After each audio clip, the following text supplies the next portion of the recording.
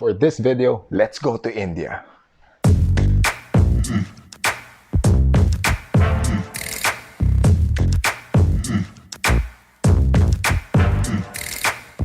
Our story begins at Naiya Terminal 3. This is the airport of departure.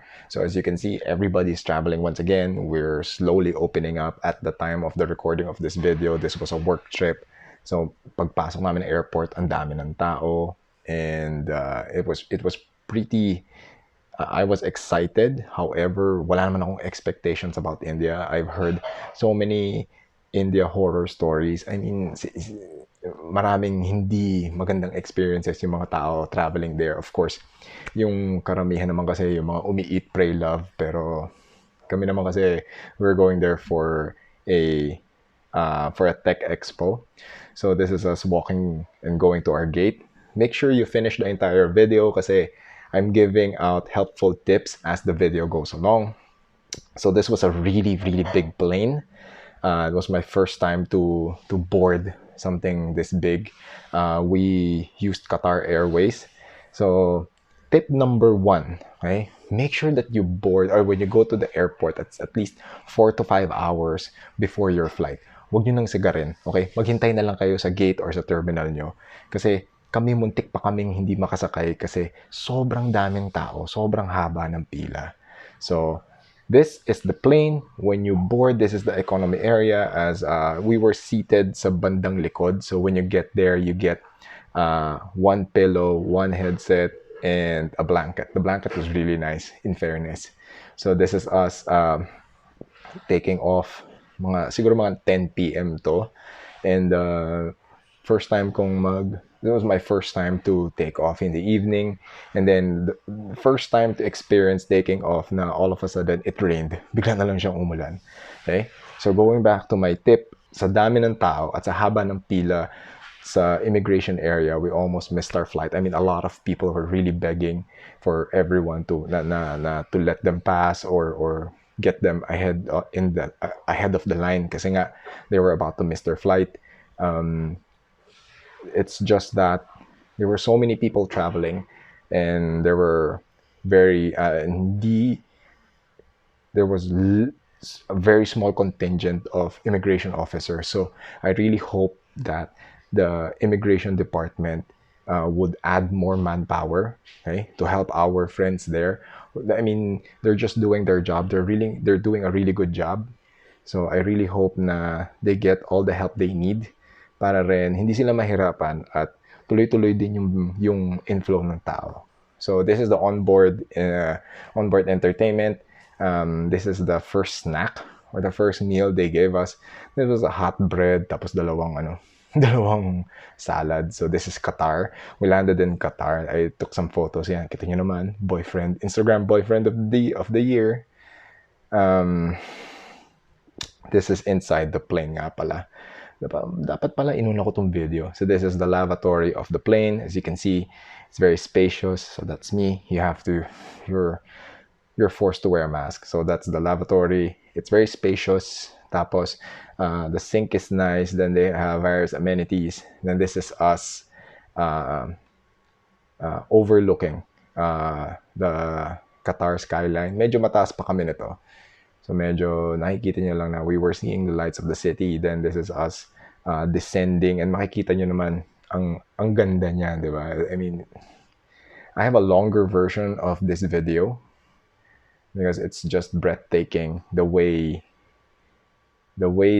everything was planned.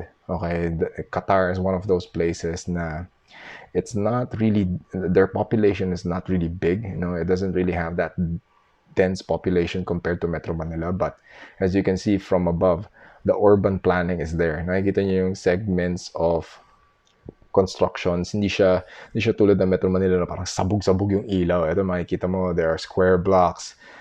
Everything is well thought out.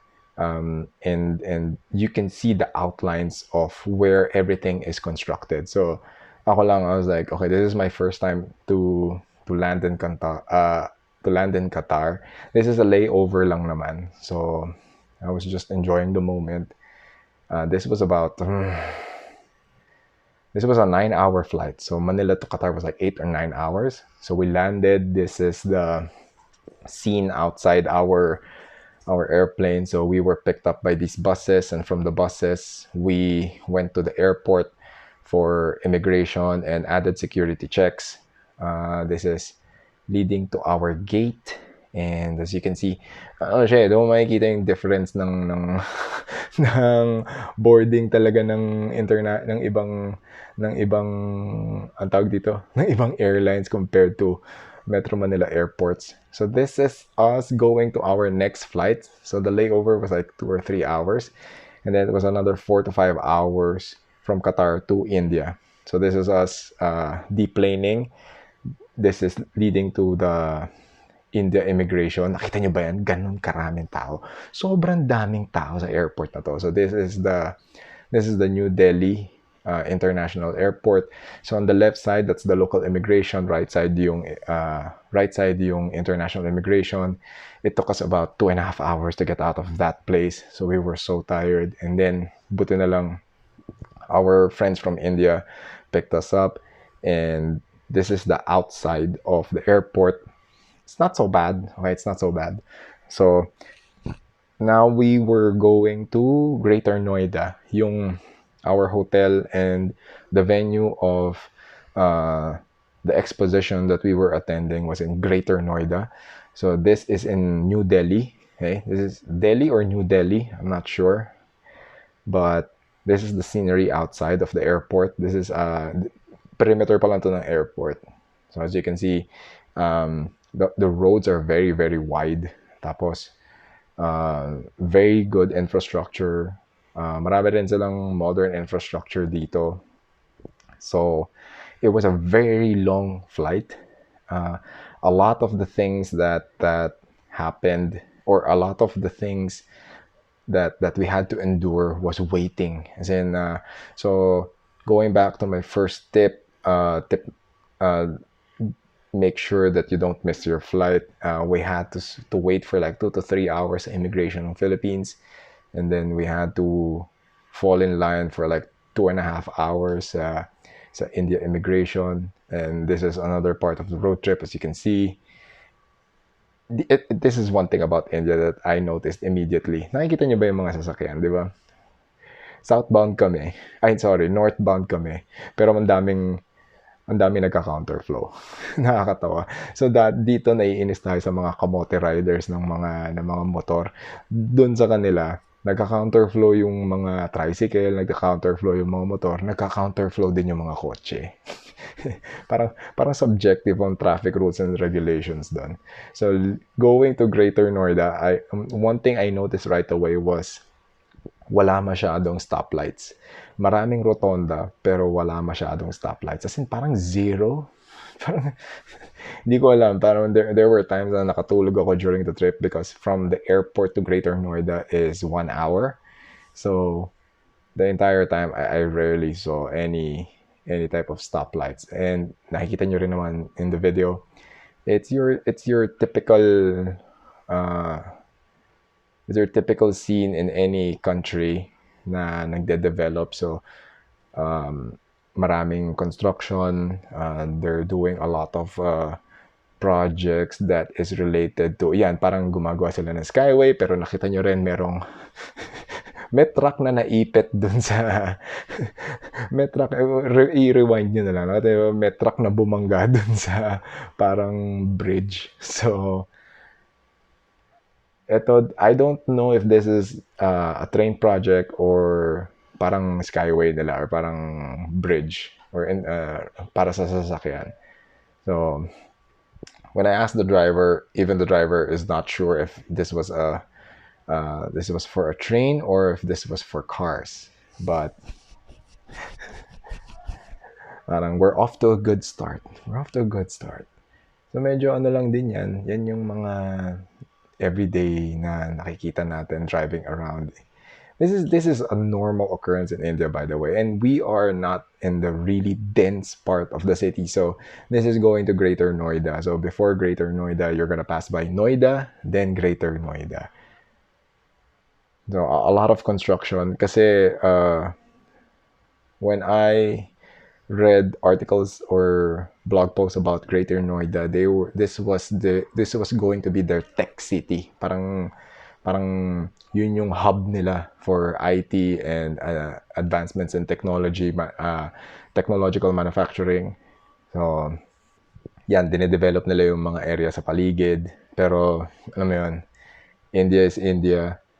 Pero, you go search on YouTube and other videos of other people, yan, pag nagpunta ka sa Bangalore or sa New Delhi at sa Delhi, the population is more dense. So, mas maraming tao, mas maraming sasakyan, mas magulo. So, this was not so bad. And the roads are really wide here, right? They really spent a lot on road widening, and syempre British influence si India. So pagdating doon, makikita mo kagad maraming rotonda, malalawak yung kalsada, merong provisions for pedestrians, and ano lang talaga, wild lang talaga yung driving ng mga tao dito. Sabi nga nung kaibigan ko di ba, if you can drive in India, you can drive anywhere. So this is our hotel. We were checked in at Crown Plaza. Uh, I believe this is like a 4 or 5 star hotel. So this is the lobby of the hotel. It's not so bad, it's a very welcoming vibe. The ambience is really really nice. The people are really really nice. That's one thing that you can also count on, with regards to India and its people. The people are very warm, the people are very nice. So mag room tour muna tayo. So this is my room. That's me, jet lagged, pagod. This is the bathroom. That is the shower room. So rain shower, and then merong regular hose for, another type of shower, bathroom, toilet with bidet, towel rack. That's your bathtub na hindi ko nagamit. So let's walk inside. That's my maleta. That's their plancha. Okay. It was a really good closet. You have your robe. Very spacious room. It was very nice. This is your mini fridge. Yeah, so there's a cabinet with a fridge and your vault. Then you go down a little bit. There's a drawer for your kettle and complimentary coffee and tea. Ano ba nandiyan sa ilalim na yan? Yeah, wala. Extra drawers. Those are your extra drawers. That's the television na puro Indian channels. So checked out 3 channels, then turned the TV off. 2 beds, very comfortable, very nice. And then tinabi ko ng konti yung, I cleared out the curtains, and this is the outside view of my room. As you can see, very wide roads. That's a rotonda right there. And there's pretty much nothing to do there. There's pretty much nothing to do in this area. So when you step outside of the hotel, it's the highway. So afterwards, me and my teammates, we went to this mall. I don't know the name of the mall, but we ate grilled meat here. The name of the restaurant is like K Barbecue. I hope I got that right. Parang hindi ko na maalala eh. So, yan sila.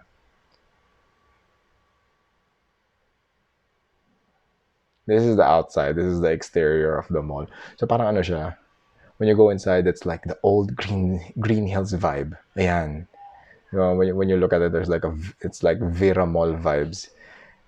This is something I can't explain. When you go at the middle of the mall, there's this huge ass dinosaur. There's like a T-Rex right in the middle of the mall. Pero it's very impressive, I gotta say. Nakakatuwa siya. Nagulat na lang ako. Parang, whoa! I was like, wow, what the hell? Why is there a T-Rex inside the mall? Diba? Pag nakita niyo yung interiors niya, when you look at the ceiling, diba? Medyo Vera Mall vibes. So, the next day, this is a working day. So, this is the tech expo that we went to. It's Electronica India. So let me take you inside. So tip number two. Tip number two: when you get to India, make sure that you get a local SIM, right? Or you have a pocket Wi-Fi, because communication is everything. So when you get to the airport, hanapin nyo kaagad kung paano kayo makakakuha ng either pocket Wi-Fi or local SIM, because that will help you connect to the internet so that you can move around. Also, when you talk about public transportation, there is a taxi app that they use there, and then they also have Uber. So make sure that you download those apps so that you can get around the city. Of course, yung medyo densely populated cities nila, they have the subways, they have their train system. But for this one, most people, if not all of them, have their own cars, or ano sila, they do Uber or taxi services. Now, any trip sa India will not be complete, okay, if you're not gonna enjoy their food. So these are some of the things that we ate.